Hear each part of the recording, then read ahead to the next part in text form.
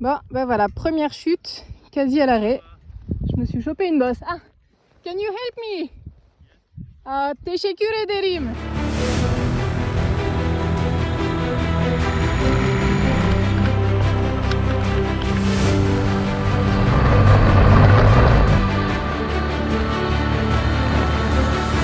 Salut à tous et bienvenue dans ce nouvel épisode. Quand on pense à la Turquie, on pense souvent à la Cappadoce, cette région qui est en plein cœur du pays. Et ça tombe bien car j'y suis. En plus, j'ai une moto, ce qui est idéal pour aller visiter les endroits les plus reculés de la région. Mais on commence tout de suite par la zone la plus touristique de Cappadoce, à savoir Göreme. C'est sans conteste l'endroit le plus connu et le plus touristique de Cappadoce. Alors effectivement, le musée en plein air de Göreme, c'est vraiment une vraie ville troglodyte avec les cuisines, les appartements, les chambres. On peut ainsi voir les différentes zones d'habitation. Faut se baisser, mais au moins ça permettait de pouvoir passer d'une pièce à l'autre, genre de la cuisine au salon entre guillemets. On y voit aussi des chapelles et des églises. Et dans certaines d'entre elles, on peut encore voir des peintures.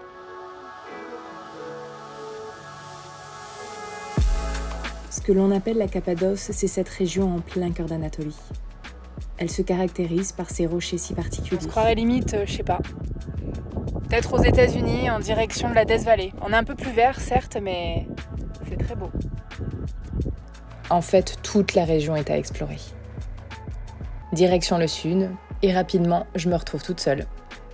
Je suis dans un monastère où il n'y a absolument personne, le monastère de Keşlik. Là, on peut voir la partie souterraine, et on peut voir que c'était quand même richement décoré. Au-delà du côté pratique et très ingénieux d'avoir creusé directement ces villes et ces monastères à même la roche, le gros avantage, c'est quand même de préserver de la chaleur. À l'intérieur, il fait vraiment frais.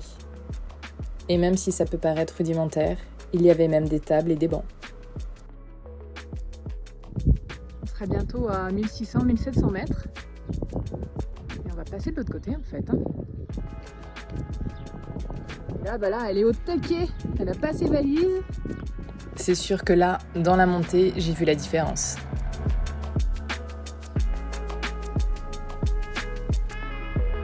Je viens d'arriver sur le site de Soğanlı. Là, je vais aller visiter une première église troglodyte, juste ici. Il y en a 6 sur le site. Alors c'est assez grand parce qu'il faut compter 1h30 à 2 heures de marche pour tout faire. Les peintures ici sont très abîmées. Elles n'ont rien à voir avec celles de Göreme. Mais on est loin de la foule. Et c'est dur de croire qu'on est en pleine Cappadoce, en plein été. Pendant des siècles, des moines byzantins ont vécu ici, cachés de la vue de tous, dans ces églises creusées à même la roche.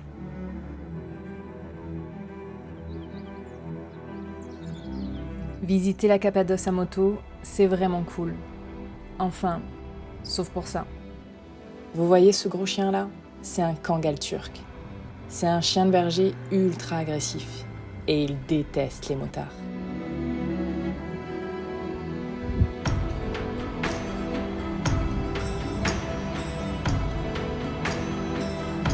Bon, ben voilà, première chute, quasi à l'arrêt. Je me suis chopé une bosse. Ah, can you help me? Teşekkür ederim. Après pas loin de 5800 km, j'ai envie de dire, Bala et moi, on a eu notre première chute. Voilà, preuve en image. Par chance, un Turc du nom de Turan m'a vu tomber. Et il est venu m'aider à relever la moto. Fallait bien que ça arrive, non?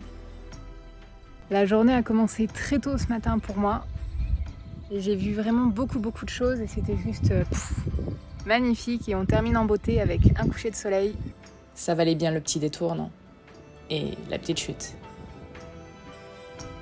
En partant, j'ai recroisé Turan, qui m'a invité à manger avec sa famille dans la ville d'à côté. Et on y arrivera juste avant que l'orage éclate et que les plombs sautent. Ce sera repas à la chandelle. La nuit va être très courte. Emre, L'un des fils de Turan travaille pour une compagnie de montgolfières. Et il m'a proposé de m'amener voir le départ ce matin. Emre me disait qu'il y en avait 150 qui volaient par jour. C'est énorme. Quand j'ai volé au Myanmar, on devait être une vingtaine, une trentaine peut-être. Voler en montgolfière au lever du soleil, c'est une des attractions phares de la Cappadoce. Et la vue est juste incroyable, même vue du sol.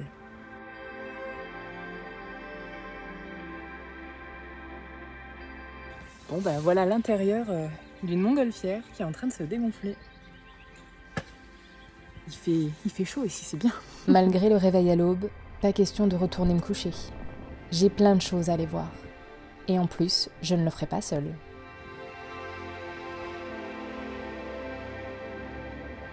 Petite session off-road dans la Vallée Rose et la Vallée Rouge avec Linda et Rémi, un couple français que j'ai rencontré il y a quelques jours à Beï-Chehir. Voilà.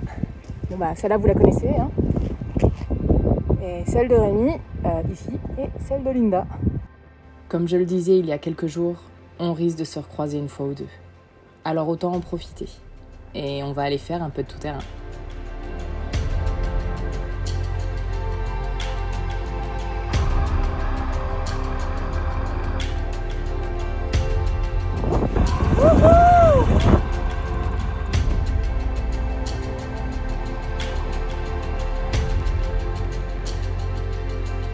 On en a pris plein les yeux. Non mais cette vue, juste incroyable, non? Et c'est pas fini. Il me reste encore quelques coins à aller visiter. Je viens d'arriver dans le musée à ciel ouvert de Zelv. Et c'est vrai que pour le coup, il y a beaucoup moins de gens. Et pourtant, c'est beaucoup plus grand que le musée à ciel ouvert de Göreme. Il n'y a quasiment personne, alors qu'on n'est même pas à 8 km plus au nord. Il s'agit de 3 vallées qui sont réunies par des sentiers. Alors c'était un centre monastique, entre le 9e et le 13e siècle à peu près.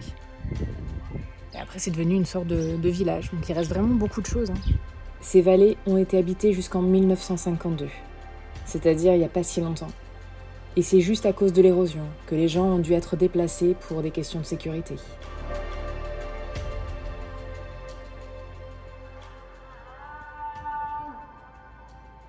Comme quasiment tous les jours depuis que je l'ai rencontré, je vais aller manger avec la famille de Turan, avec sa femme Birsen, sa fille Esra, ou encore ses fils Emre et Emin. Il y a quelques jours encore, on ne se connaissait pas, et pourtant ils m'ont accueilli à bras ouverts, et j'ai gagné une vraie famille turque. Yeah, now it's easy. Now I know the moves. Clairement, ça va être dur de les quitter.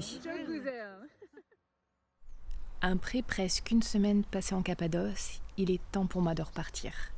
Direction Kémalié et son Dark Canyon.